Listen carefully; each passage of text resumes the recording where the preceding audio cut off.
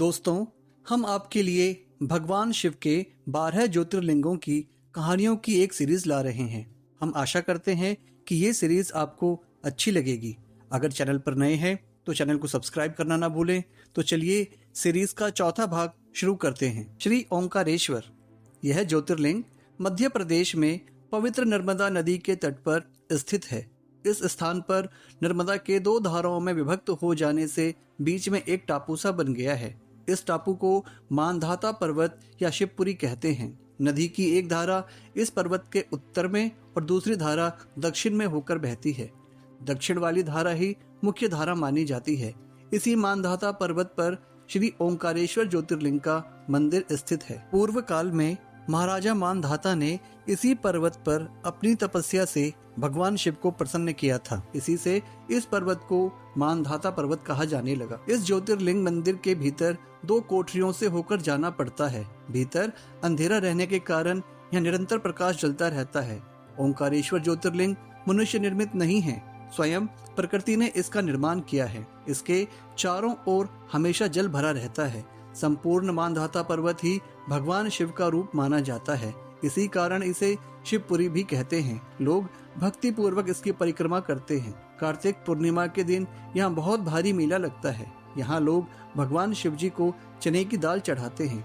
रात्रि की शिव आरती का कार्यक्रम बड़ी भव्यता के साथ होता है। तीर्थ यात्रियों को इसके दर्शन अवश्य करने चाहिए। इस ओंकारेश्वर ज्योतिर्लिंग के 2 स्वरूप हैं। एक को ममलेश्वर के नाम से जाना जाता है। यह नर्मदा के दक्षिणी तट पर ओंकारेश्वर से थोड़ी दूर हटकर है। पृथक होते हुए भी दोनों की गणना एक ही में की जाती है। ज्योतिर्लिंग के 2 स्वरूप होने की कथा पुराणों में इस प्रकार दी गई है। एक बार विंध्य पर्वत ने पार्थिव अर्चना के साथ भगवान शिव की 6 मास तक कठिन उपासना की।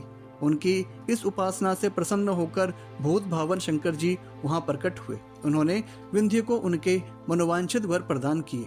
विंध्याचल की इस वर प्राप्ति के अवसर पर वहां बहुत से ऋषिगण और मुनि भी पधारे। उनकी प्रार्थना पर भगवान शिव ने अपने ओंकारेश्वर नामक ज्योतिर्लिंग के 2 भाग किए। एक का नाम ओंकारेश्वर और दूसरे का नाम ममलेश्वर पड़ा। दोनों लिंगों का स्थान और मंदिर पृथक होते हुए भी दोनों की सत्ता और स्वरूप एक ही माना गया है। शिव पुराण में इस ज्योतिर्लिंग की महिमा का विस्तार से वर्णन किया गया है। श्री ओंकारेश्वर और श्री ममलेश्वर के दर्शन का पुण्य बताते हुए नर्मदा स्नान के पावन फल का भी वर्णन किया गया है। प्रत्येक मनुष्य को इस क्षेत्र की यात्रा अवश्य ही करनी चाहिए। लौकिक पारलौकिक दोनों प्रकार के उत्तम फलों की प्राप्ति भगवान ओंकारेश्वर की कृपा से सहज ही हो जाती है। अर्थ, धर्म, काम और मोक्ष के सभी साधन उनके लिए सहज ही सुलभ हो जाते हैं। अंततः उन्हें लोकेश्वर महादेव भगवान शिव के परम धाम की प्राप्ति भी हो जाती है। भगवान शिव तो भक्तों पर अकारण ही कृपा करने वाले हैं। फिर जो लोग यहाँ आकर उनके दर्शन करते हैं, उनके सौभाग्य के विषय में कहना ही क्या है। उनके लिए तो सभी प्रकार के उत्तम पुण्य मार्ग सदा सदा के लिए खुल जाते हैं। तो दोस्तों, कैसी लगी आपको ये कहानी? कमेंट करके जरूर बताएं।